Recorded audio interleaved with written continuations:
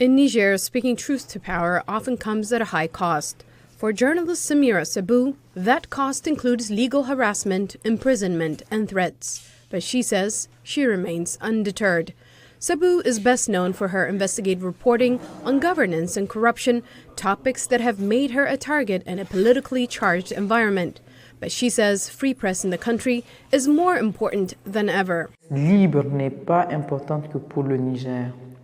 A free press is not only important for Niger, but it is also important today for a country that lives to the rhythm of globalization to have a free press open to the world. Sabou publishes on Facebook and is the president of the Association of Bloggers for Active Citizenship.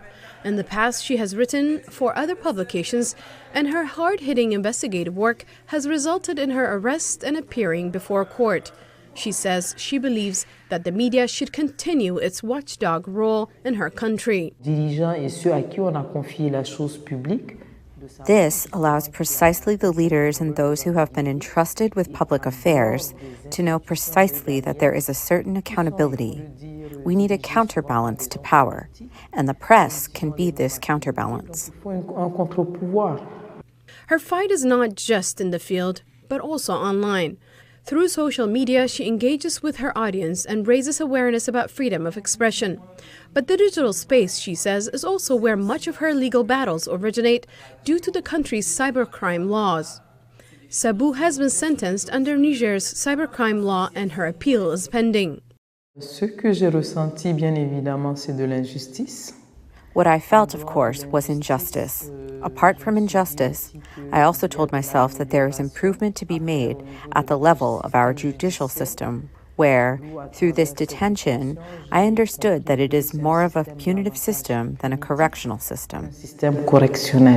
The country experienced a coup d'etat in 2023 when the presidential guard detained democratically elected President Mohamed Bazoum and a group of officers took control of the country. Military rule, Sabou says, brings its own sets of challenges to the media. When someone says coup d'etat, they also are saying there shouldn't be certain regulatory institutions of the profession of journalists or of institutions of monitoring human rights. So, all these institutions no longer exist. I think that already calls into question the work that we do because precisely we no longer have protection. Despite these challenges, Sabou's work has earned her international recognition. The Committee to Protect Journalists honored her as one of this year's International Press Freedom Award recipients, highlighting her courage and commitment to free speech. But it wouldn't be the first award. In 2021, Sabou was recognized with the Freedom of Expression Award by the Index on Censorship, a UK-based media advocacy organization. Although the Nigerian government continues to put pressure on Sabou, she remains an outspoken advocate for freedom of expression. With this year's award, she says she hopes to inspire other journalists and make a lasting impact to change restrictive laws. We intend to work to improve the framework of freedom of the press and work with women, young people, institutions of the Republic as well to allow that the exercise of the profession of journalism and other professions like online content creators can be valued and respected by our state. Sabou says she expects to face more challenges, especially in regions where freedom of expression is curtailed. But she says her work has purpose.